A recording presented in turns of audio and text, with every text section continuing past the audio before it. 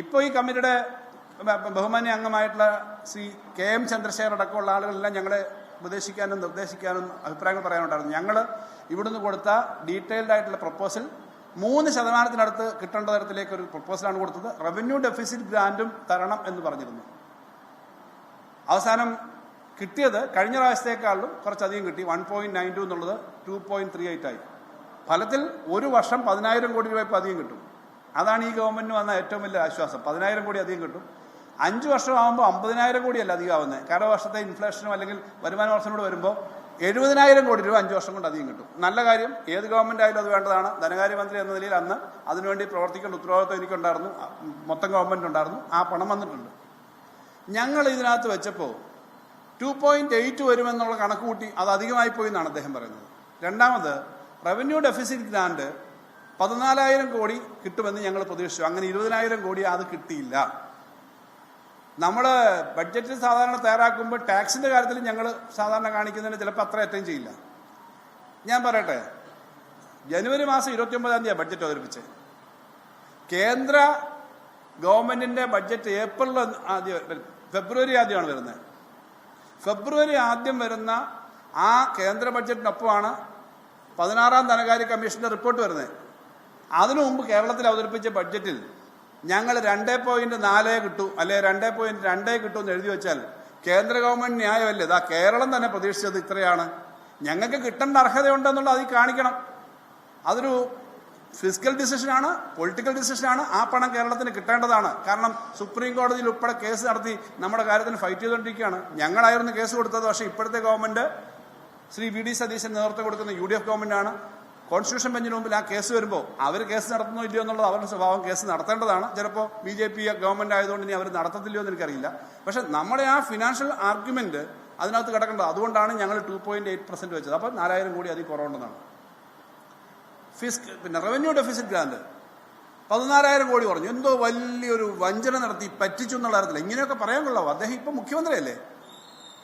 Revenue deficit grant എന്ന് പറഞ്ഞാൽ India ഉണ്ടായ കാലം മുതൽ അല്ലെങ്കിൽ ഇന്ത്യയിൽ ധനകാര്യ കമ്മീഷൻ വെച്ചിരുന്ന കാലം മുതൽ ഈ 16ാം ധനകാര്യ കമ്മീഷൻ വരെ എല്ലാ ധനകാര്യ കമ്മീഷന്റെ റെക്കമെൻഡേഷനിലും റവന്യൂ ഡെഫിസിറ്റ് ഗ്രാന്റ് ഉണ്ടായിരുന്നു.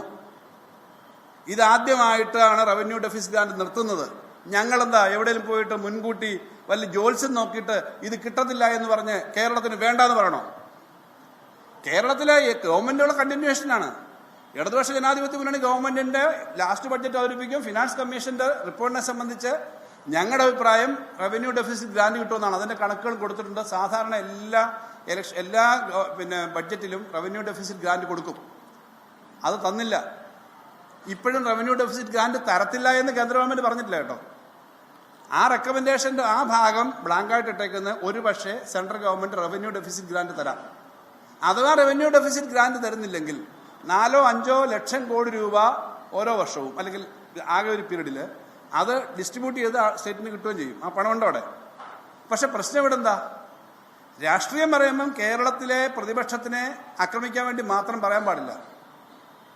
എന്തുകൊണ്ടാണ് കോൺഗ്രസ് പാർട്ടിയുടെ നേതാവായ ഹിമാചൽ പ്രദേശ് മുഖ്യമന്ത്രി ഡൽഹിയിൽ പോയി പ്രധാനമന്ത്രിയെയും ധനകാര്യമന്ത്രിയെയും കണ്ടിട്ട് വലിയ പരാതി പറഞ്ഞത് ഫിനാൻസ് കമ്മീഷനെ പറ്റി? അദ്ദേഹം പറഞ്ഞ പരാതി, ഞങ്ങൾക്ക് റവന്യൂ ഡെഫിസിറ്റ് ഗ്രാന്റ് നിർത്തിക്കളഞ്ഞു ഇതാദ്യമായിട്ട്. അതുകൊണ്ട് ഞങ്ങൾക്ക് ശമ്പളം കൊടുക്കാൻ പറ്റുന്നില്ല. ഞങ്ങൾ 30% ശമ്പളം വെട്ടിക്കുറച്ചു എന്നാണല്ലോ കോൺഗ്രസ് VD സതീശൻ ബഹുമാനപ്പെട്ട മുഖ്യമന്ത്രിയുടെ പാർട്ടിയുടെ നേതാവും ഹിമാചൽ പ്രദേശിലെ കോൺഗ്രസ് മുഖ്യമന്ത്രിയായിട്ടുള്ള അദ്ദേഹം പറഞ്ഞത്. അപ്പൊ റവന്യൂ ഡെഫിസിറ്റ് ഗ്രാന്റ് ഇന്ത്യയിൽ ആദ്യമായിട്ട് നിർത്തി. ഇവിടെ നിർത്തി എന്നുള്ളതിന് ഇടതുപക്ഷത്തിന്റെ പ്രതിപക്ഷ നേതാവ് പിണറായിയെയും ഞങ്ങളെയും ഇടതുപക്ഷ ഗവൺമെന്റിനെയും പഴയ ഗവൺമെന്റിനെയും കുറ്റം പറയല്ല, BJP കാണിച്ചത് മര്യാദകേടാണ് എന്ന് പറയാനുള്ള തന്റേടം കാണിക്കുക വേണ്ടത്. അല്ലാതെ റവന്യൂ ഡെഫിസിറ്റ് ഗ്രാന്റ് വേണം എന്ന് ഞങ്ങൾ പറഞ്ഞാണോ തെറ്റ്? ഹിമാചൽ പ്രദേശ് മുഖ്യമന്ത്രി പറഞ്ഞതും കർണാടകത്തിലെ മുഖ്യമന്ത്രി പറഞ്ഞതും തെലങ്കാനയിലെ മുഖ്യമന്ത്രി പറഞ്ഞതും ഞങ്ങളും പറഞ്ഞുള്ളൂ. കാരണം കേരളത്തിന് ഇൻട്രസ്റ്റ് ആണ്. ഇതുവരെയുള്ള 15 ധനകാര്യ കമ്മീഷനുകളും തന്നിട്ടുള്ള റവന്യൂ ഡെഫിസിറ്റ് ഗ്രാന്റ് ഇതാദ്യമായിട്ട് ഡിനൈ ചെയ്തു. അതാണ്. അപ്പൊ അതുകൊണ്ട് ആ 20,000 കോടി രൂപ കുറയ്ക്കും പ്ലാനിലെന്നാ. ഞാനൊരു കാര്യം വളരെ കൃത്യമായി പറയാം. ബഡ്ജറ്റ് വരുന്നതേ ഉള്ളൂ. അതാണ് ഏറ്റവും പ്രധാന പോയിന്റ് ഞാൻ നിങ്ങളുടെ മുന്നേ പറയണമെന്ന് ആഗ്രഹിക്കുന്നത്. 20,000 കോടി രൂപ കുറച്ച് പ്ലാനിൽ കുറയ്ക്കാനുള്ള ഐഡിയ എന്നാണ് അദ്ദേഹത്തിന്റെ സ്റ്റേറ്റ്മെന്റിൽ നിന്ന് മനസ്സിലായത്. പ്ലാനിൽ 20,000 കോടി കുറഞ്ഞെന്നാ. പ്ലാനിലല്ല, ബഡ്ജറ്റിൽ 20,000 കോടിയുടെ ഈ കാൽക്കുലേഷന് വ്യത്യാസം വരും. പക്ഷേ ബഡ്ജറ്റിനകത്ത് മറ്റ് സ്ഥലങ്ങളിൽ നോൺ പ്ലാൻ ഐറ്റത്തിൽ ഉൾപ്പെടെ ഇതിന് പറ്റുന്ന സേവിങ്സ് ഉണ്ട്. ഞാൻ എൻ്റെ ഓർമ്മയിൽ നിന്ന് തന്നെ സാലറി ആൻഡ് പെൻഷൻ ഹെഡില് 96,000 കോടിയുണ്ട്. സാധാരണ കോസ്റ്റ് 80,000 കോടി വരൂ. ഞാൻ ഓരോന്നും പറയാം. ബഡ്ജറ്റ് ഡോക്യുമെന്റിന്റെ ഡീറ്റെയിൽസ് ഞാനിപ്പോൾ പറയുന്ന ഉചിതമല്ല, ഞാൻ അസംബ്ലി വരുമ്പോൾ പറഞ്ഞോളാം. പ്ലാൻ കട്ട് ചെയ്യാൻ പറ്റില്ല എന്നുള്ളതാണ് എൻ്റെ റിക്വസ്റ്റ്. പ്ലാൻ കട്ട് ചെയ്താൽ എന്താ? കംപ്ലീറ്റ് ഡെവലപ്മെന്റൽ ആക്ടിവിറ്റീസ് പോകും. ഇതെന്തിനാണ് ഇങ്ങനെ രേഖ ഇറക്കിയത്?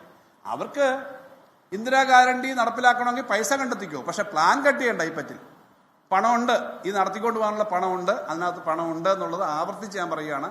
5 വർഷക്കാലം ഫിനാൻസ് കൈകാര്യം ചെയ്ത ഒരാളെന്ന നിലയും പറയുകയാണ്. അതുകൊണ്ട് ഈ പണം എന്തോ വലിയൊരു തട്ടിപ്പാണ്. ഞാൻ പറഞ്ഞ ഹിമാചൽ പ്രദേശ് ഉൾപ്പെടെയുള്ള എല്ലാ സ്റ്റേറ്റിൻ്റെ പ്രശ്നമാണ്. അപ്പം പണം അതിനകത്ത് എടുക്കാനുള്ള പണമുണ്ട്.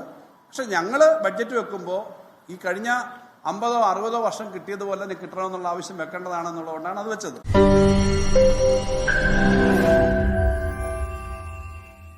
ലോകത്തെവിടെയായാലും ഏത് സമയത്തും 24 വാർത്തകളും ഓഗ്മെന്റഡ് റിയാലിറ്റി പാക്കേജുകളും എക്സ്പ്ലെയിനറുകളും വിശദമായി കാണാൻ ഞങ്ങളുടെ യൂട്യൂബ് ചാനൽ നിങ്ങൾക്ക് സബ്സ്ക്രൈബ് ചെയ്യാം.